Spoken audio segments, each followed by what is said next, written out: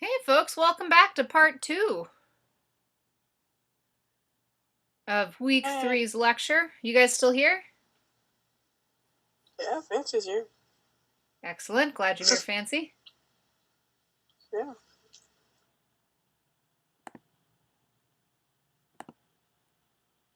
Jordan, you're still here? Great, Savannah, Greg, Blake, Marcus. Awesome. Awesome. Glad you guys are still here.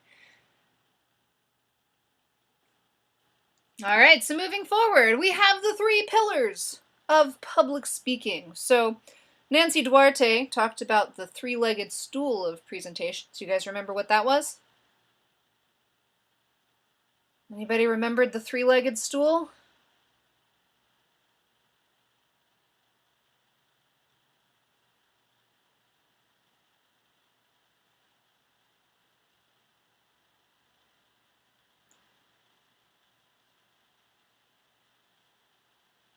All right, well, she talks about the 3-legged stool, and the 3-legged stool was covered in some of the earlier go-to trainings, so if you've forgotten them, I recommend going back and watching some of those. But the 3-legged stool was talking about, she talks about how message and delivery and visuals are all equally important when you are developing a presentation. And that is very true. And I have another group of 3 items for you guys to remember. These are the 3 pillars of public speaking, and these are from our good old Greek philosophers Aristotle. So Aristotle is the guy who gives us these, and we still kind of believe in this. Aristotle talks about ethos, pathos, and logos. So ethos is when a speaker appeals to trust and credibility. So a lot of this work that we do in connecting with our audience actually builds your own personal credibility. Pathos, what's one of the things that we were talking about in that star moment? You guys remember one of the key words that appeared in each of those 5 options for a star moment?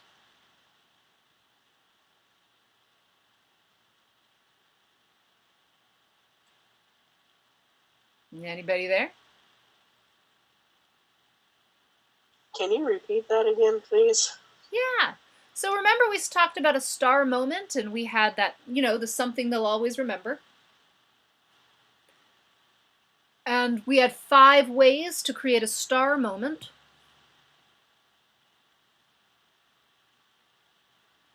And there's one quality that existed in a lot of those options. It started with an E, and it has to do with pathos.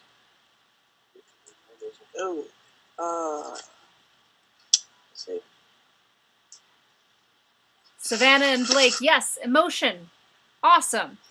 Yeah, so we've already been talking about creating an emotional connection with our audience. And Aristotle, way back in the Greek times, was talking about creating that emotional connection as well.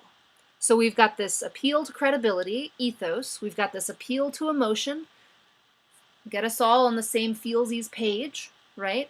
And then we've got this appeal to logic. And so that the feelsies, yes, Savannah, the feelsies. You want to incorporate feelsies into your presentation, absolutely. And then you've got logos, so we're appealing to logic. So depending on the kind of speaker you are, you probably have a preference, just like with that 3-legged stool. A lot of folks have a preference. So when we're thinking about ethos, the questions you want to try to answer is, does the audience respect you? Does the audience believe you are of good character? Does the audience believe you are generally trustworthy? And does the audience believe you are an authority on this topic? Okay, so thinking about the presentation you're writing. Going in as a recent graduate of Full Sail University, does the audience respect you?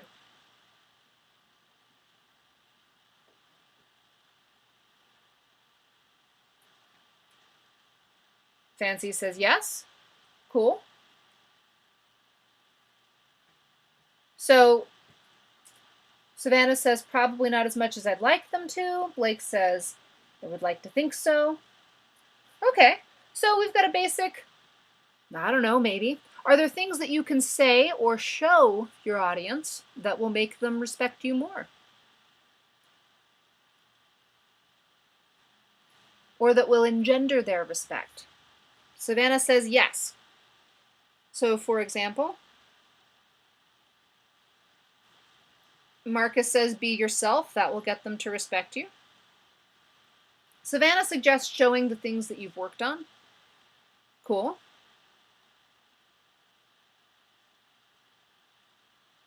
So one of the tactics we can use to get the audience to respect us is to be ourselves, to be sincere. Absolutely, Marcus. And then to show examples of things that we have worked on. Yeah. So does the audience believe you are of good character? How do I convince an audience that I am of good character? What can I do?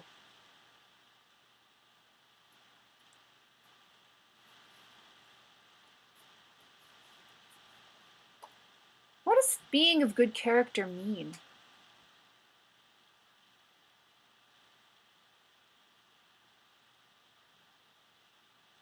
So Fancy says I can show that I am of good character by the way that I talk, and Savannah says that being of good character means that I am trustworthy and that I am honest. So how do we show that we are honest? How do we show that we are trustworthy in a presentation?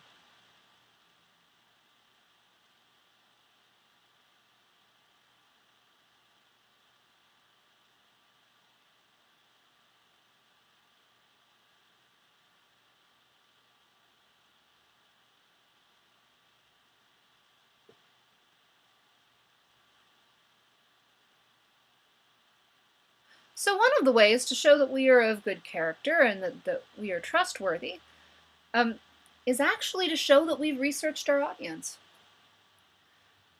If somebody, has anybody ever tried to sell you something and you were clearly not the person who was going to buy it?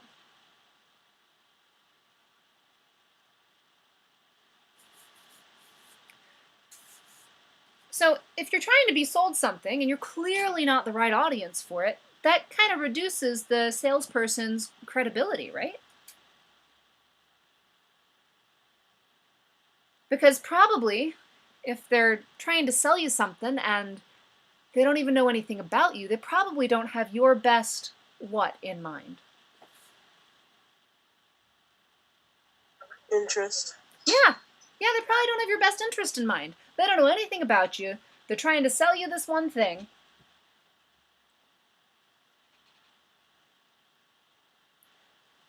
And so they don't have your best interest in mind. So one of the ways, so in a pitch, you are trying to sell your skills to a potential employer. But one of the things you want to do is to make sure that you have your potential employer's best interest in mind. So you're going to show them. That's one of the reasons we're talking about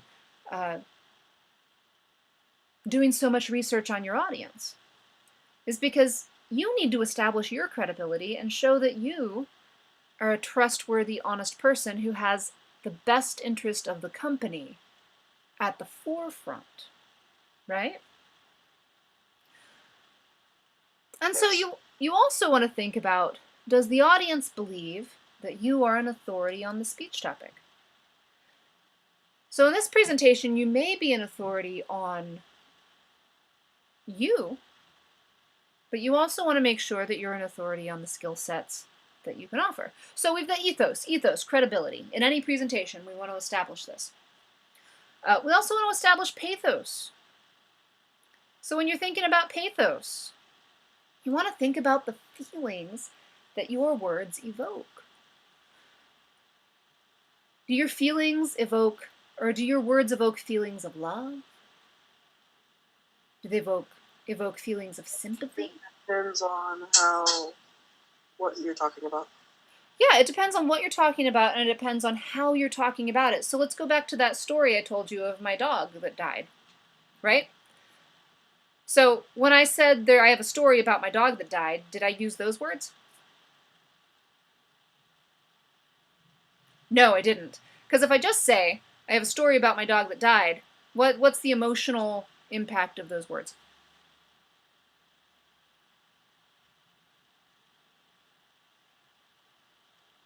Yeah, it's not super emotional, right? But the story that I told you, was there an emotional component to that story? Yes. So what were the feelings that that story evoked? Sadness. Yeah? Any other feelings? Happiness? Yeah? Sally was awesome. What a cool dog. Love. Yeah, I loved Sally. So we've got love that evolves into sadness and it evolves into loss. So we have a lot of choice. We can choose, like I can tell that story in a way that has no feeling, and I can tell that story in a way that has a ton of feeling. And so as a speaker, that's my choice. And in order to be an effective speaker, I want to make sure that I'm strategic with the feelings that I'm evoking in my audience. So if you're thinking about a potential employer, what kind of feelings do you think you might want to evoke in them that might get them to hire you? What do you think? Determination. So you want them to Honesty. feel determined? How do you want them to That you should feel feel determined. that will get them to hire you? Probably safe, happy, and they can trust you. Okay, if I feel like I can trust you, I might hire you. If when you are around I feel safe, that might get me to hire you. Feel like they're being honest to you. Yeah, and that's going back into the ethos, right? The credibility, honesty, and trust. But pathos, maybe can you get them to worry that something is missing from their company? Can you get them to worry about the future? If they're worried You about the could. future and then you can fill that gap, that's really, ooh, maybe we should bring you on because I was worried and I'd like to not feel worried anymore. Because feeling worried feels yucky, right? Can you inspire them? Can you make them feel inspiration?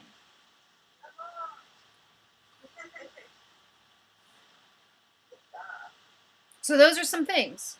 That's pathos. That's including pathos in your speech. And then you've got logos. That's logic. So this is something you're going to want to apply to your entire speech. You're going to go through your speech and you're going to go, does this message make sense? Is my message based on facts, on statistics? Do I actually have evidence? So one of the things that you will look at is evidence from this perspective is going to be your portfolio. Evidence is going to be stories that support your claims from your real life. So If you're like making putting claims about, oh, stories and you get it? say that again, Fancy? So are we like putting our like own pictures and our our own designs and stuff for whatever program we're going into? You are trying, so Fancy, what do you want to do when you graduate? I'm going in for graphic design. Okay, so you're going in for graphic design. And when you graduate, what do you want, who's going to hire you? Who do you hope Hopefully will the hire you? company. A company? Or that at least start it off where I can start getting my own company up and going.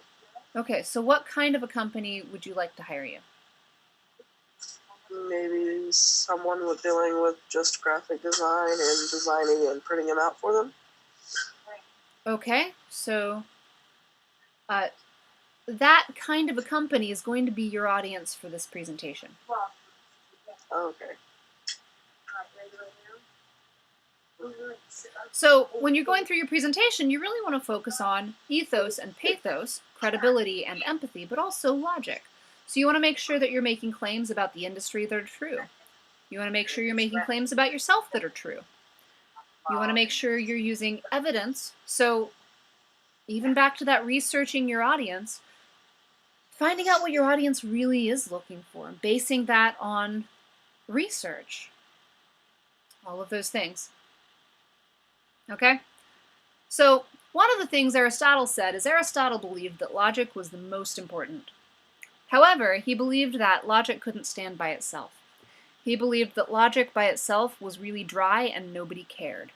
The way we get people to care about the logic of an argument is we get them emotionally involved, and we show them that we, as a mentor, Nancy Duarte talks about the speaker being a mentor, that we are credible, that we know what we're talking about, and we have their best interest in mind, okay? So, with your presentation, those questions that we just walked through, ethos, does the audience respect you? Does the audience believe you are of good character? Does the audience believe you are generally trustworthy? Does the audience believe you are an authority on the speech topic? You want to do things that will make the answer to those questions be yes. For pathos, do your words evoke feelings? If yes, what feelings are you evoking? Do your visuals evoke feelings? If yes, what feelings are you evoking? Does your characterization of the competition evoke feelings? If yes, what feelings are you evoking? If the answer is no to the question of does your blank evoke feelings, then you need to go back to the drawing board. You need to find some feelings you can evoke, right? And then you want to be able to name them.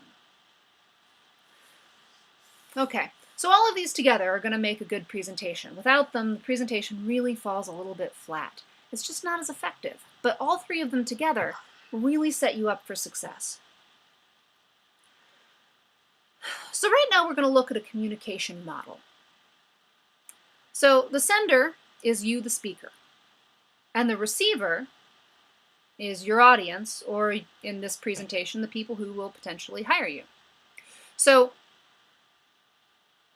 when you have an idea, does the idea go perfectly and psychically and unmarred from your head to the person, to the other person's head? Blake, Savannah, Jordan, Greg, Fancy.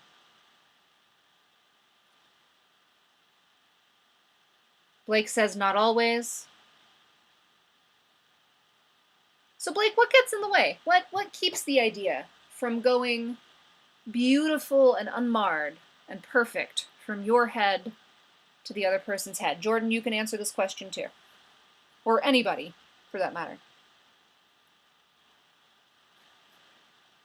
And Fancy, I was saying, when you have an idea,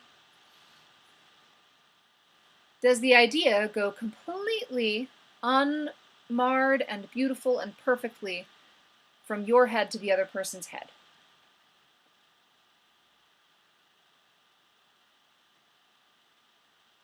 Okay? Yeah, so articulating our ideas can be hard, so there are some things that get in the way. There are some things that get in the way from having an idea in our brain and getting that idea into somebody else's brain. So for Jordan, Jordan's talking about having social anxiety, and that makes articulating ideas difficult. Yeah, and Blake is talking about having self-doubt about an idea, sure. Nervousness, so that's something that can get in the way on the speaker's side. And trying to get the image that you have in someone else's head, it's going to be a little difficult because they can probably see what you're saying differently than yourself.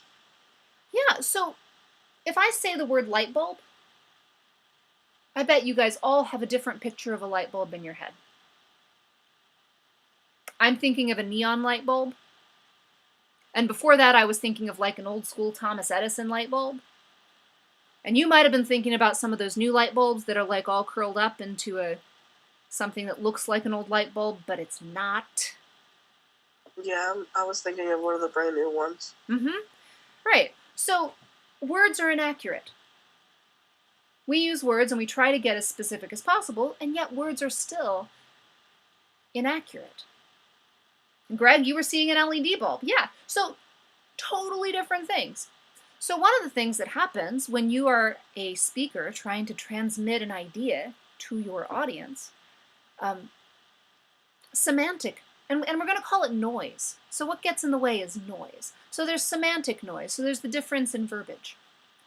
We also have a difference in experience. So if I say it's a sunny day and I'm walking down the street, what street do you see in your head?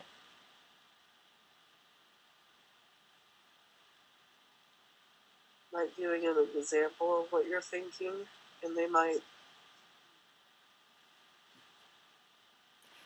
understand. So they might see an example, and probably they're going to imagine the example that is closest to their own personal experience. So Savannah says she's seeing walking down the street outside of her house, and Blake is saying he's seeing the street that he grew up on. So we're all seeing different streets, and we all have a different experience in that street. We probably all act differently in that street too, right? Yeah. Depending on how safe we felt on a sunny day on the street outside of our house. Depending on how friendly our neighbors were. Depending on whether there were angry dogs. Depending on whether the homeowners society didn't like people walking down the sidewalk. Depending on whether the sidewalk was cracked or it was beautiful. Like, different experience. And everybody has a different experience. So experiential noise can get in the way. Something else that gets in the way of the transmission of an idea from one person to another is credibility. And that's one of the reasons we don't want anything that cuts out your credibility. Like, you ever talk about people say dress your best on an interview? Yeah. So one of the reasons we dress our best on an interview is we want to make sure that we appear credible. Not because we believe we are not credible, but because if we do not appear credible, that gets in the way of how we are heard. Okay, so we want to think about credibility. Also, likability, whether people like you, fits into credibility, and that seems unfair, right? It's like, man, you don't like me, and that's why you don't think I'm credible? What's going on, right? But that absolutely does get in the way. And one of the other things that gets in the way on credibility, that creates credibility noise, is whether we have common ground. So whether I feel like we're the same in some way. Right? Yes. So we have that. And the crazy thing is that every individual has different noise. So your receiver, the people receiving your idea, the people who will potentially employ you, have their own experiences, their own semantics, their own expectation of credibility. And so your job as a speaker, talking to an audience, is you want to reduce the noise. And so that's another reason we are doing so much research into our audience. It's not, it's so that we can tailor a message and we can reduce the noise so that people will actually hear us. So that we can get that light bulb from our head to their head in the most exact, precise, and beautiful way possible. And so everything that we've been talking about in this lecture has really been trying to help you guys find ways to make that happen. We really want to be careful about bias noise. So when I'm talking about bias noise, I'm talking about self-centered material. So I saw that a lot in the plans that I saw. And it's okay to have it now, but it's something you're going to want to fix.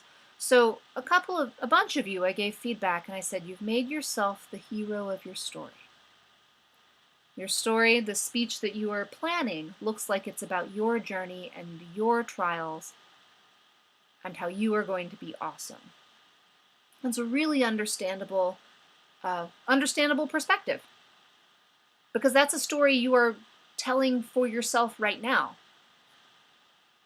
So once you have told that story, you have to step beyond it and you have to figure out what the story, the hero's story, is for your audience. Because if all you are doing is telling your story, you're really telling it from a personal bias. And that creates a lot of noise. You want to figure out what your audience's bias are, because remember, we're all coming from our stories from our own personal biases. So start to figure out where your audience is coming from.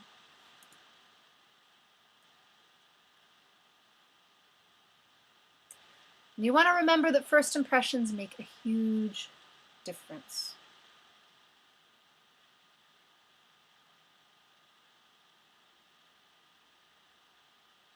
You guys remember a teacher you've had in the past? Maybe a teacher you had last year and the first day you met him or her?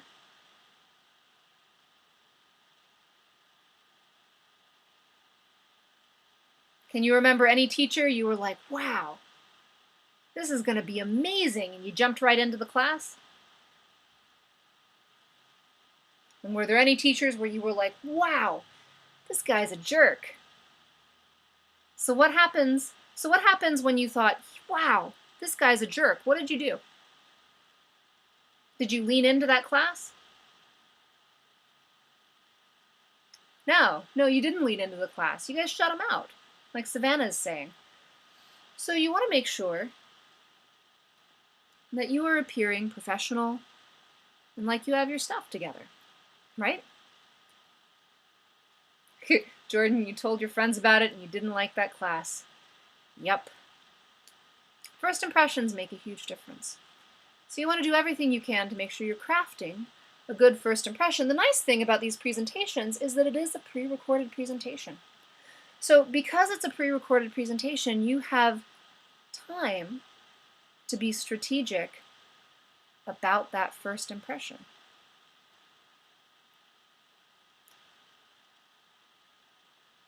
So when you're thinking about this, audiences are looking for similarities and differences. So we want to make sure we're creating a sense of common identity between you and the folks that you are trying to influence. So we've got 3 pictures here.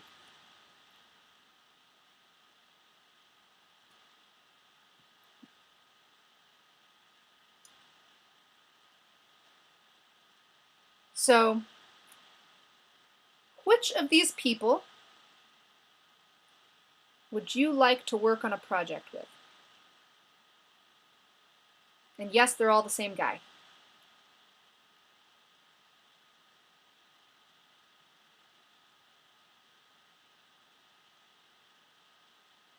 Savannah, you'd like to work with the first guy.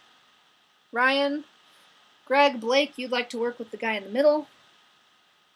Okay, so first of all, I'm noticing that none of you picked the third picture. How come? Why don't you want to work with that guy? Looks unprofessional. How so? He has a party hat, a Happy New Year's hat, and he's in the middle of the parking lot taking a selfie. Yeah. Greg says, he looks like somebody I'd like to go to a bar with. Yep. He looks like one of those people in the group that never contributes to anything. He seems like he would goof off.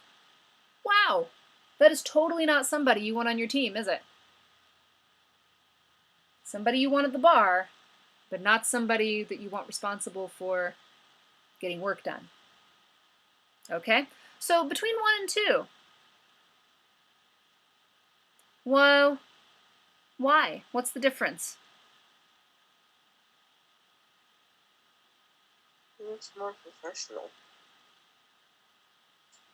So Ryan says number 2 looks casual professional. And then, Fancy, which one were you talking about? The first one, he looks like just professional, like he's at an actual business place, and he's confident about himself. Yeah, there's a level of confidence in the first one. Savannah's saying the first one looks organized. And Jordan says the first one looks like a planned professional, which is really interesting because Ryan says that the second one looks casual professional. So Ryan is saying that number 2 feels like more of a real person and less corporate. Great. So some of this comes down to what is the culture of the organization you want to work with, right? So if this guy in the picture is trying to decide what picture to send to the company that's interviewing him, he would go probably with 1 or 2. He shouldn't go with 3. Shouldn't go with 3. And if he's going between 1 or 2, he's going to pick the one that fits the culture of the people who will hire him. The office job, he'd probably pick the first one, and if it's like an outdoors job, he'd probably pick the second one. Absolutely. Or if he's going to Google. One of the things Google talks about is if you walk in with a suit and tie, you don't have the job. Because that's not the culture of Google. Yeah, because they're not completely like all professional. It's casual. Yeah. If it's professional, it's more like going to corporate. Yeah. So as you're developing your presentation, you want to think about your first impression. When you introduce yourself, what are you looking for? And they're all the same guy, right? I mean, in those last 3 pictures, it's the same guy. The same guy with the party hat on is still the guy with the rolled up sleeves and the green shirt. And he's still the guy with the striped shirt, and he's a planned professional. It's all the same person. It's kind of amazing how multifaceted people are, you know? But that first impression dictates how we see this person. So crafting that. So as you are building your presentations, remember there is always room for improvement. So this first draft that you are submitting, I expect you to submit a presentation that you believe is finished. That sounds like a jerk thing to ask, right? So you're trying, like, wanting us to do like a rough draft, but make it seem like the final. Yes, I want it to be so that you feel like you could submit it for the final.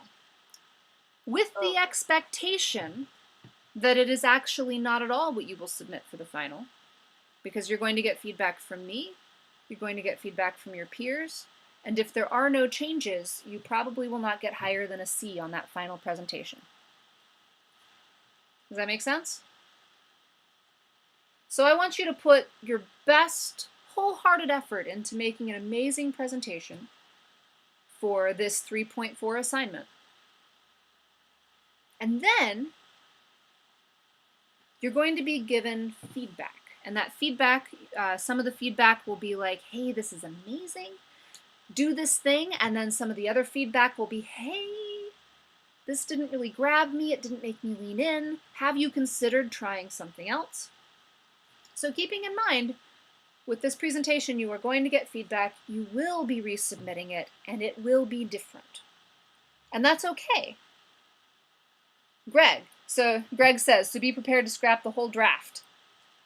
Greg, I hope you don't have to scrap the whole draft, but do be prepared to make improvements and re-record it. Does that make sense? So it's like a copy of the final draft, just make sure you know that this isn't your final, this is just the rough draft, and turn it in like a final. Yep. Well, and see, okay. We always, in real life, you do rough drafts all the time. Have you ever turned something into your boss and your boss goes, this is amazing, except for these 20 things? And then you go back and you fix it. And then you think it's done, you hand it to your boss, and your boss goes, this is amazing, but you forgot this thing. Ah, shit. Okay, so you go back and you fix that thing. So, yeah, Greg, you've been there. Right, so that happens in real life. So this is real life scenario. I'm going to ask you to make a draft. I want you to think it's perfect. And then I'm going to tell you how to make it even more perfect. But if you don't make those more perfect steps, then assignment 4.4 won't go so well. Okay? So, approach this with an open mind. You see that sun in the picture, that glow? the Leaning Tower of Pisa, which is beautiful and amazing and not quite straight up. Always room for an adjustment. Okay? So, do you guys have any questions? Questions on the week? Questions on the assignments? Questions on this class?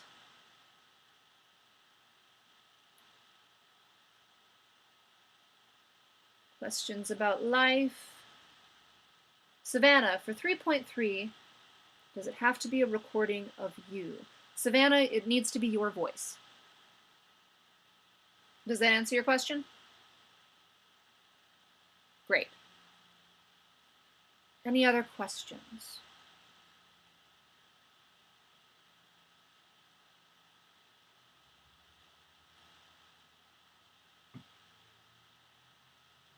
All right, guys. In that case, it has been lovely talking to you. Lovely having all of you here, and I'm glad that you guys were able to participate. If you end up having questions, just send me a message. I'll get back to you as soon as I can. And remember, do not submit your assignment at the very, very last minute, because sometimes videos take longer to upload, and sometimes PowerPoints take longer to upload than a document. So keep that in mind. You will have a longer upload time for this assignment. Greg, all of the assignments are due at 11:59 Eastern Standard Time. So, Greg, make the adjustment. Discussions. So discussion boards are funny. Discussions, they're always, your initial post is always due on Wednesday. The reason the initial post is due earlier than your response posts is that your peers need something to respond to in order to complete the assignment. And everybody isn't going to be online on Sunday night at 11:59. That's not fair to your classmates. So your initial post in a discussion assignment is always due on Wednesday by 11:59. But the response posts are due by Sunday on 11:59.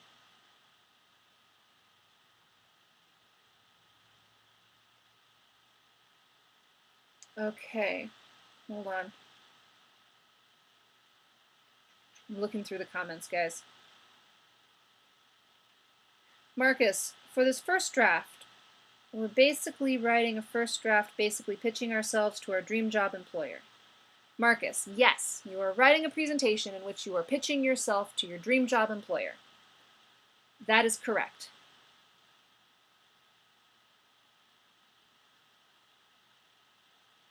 Yep. Any more questions?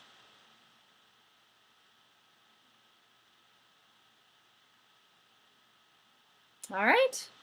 It has been a pleasure. I'm glad to work with you guys, and I will talk to you next week. Okay, thank you. Yeah. Did this answer some questions, Fancy? Yes, it does. Excellent.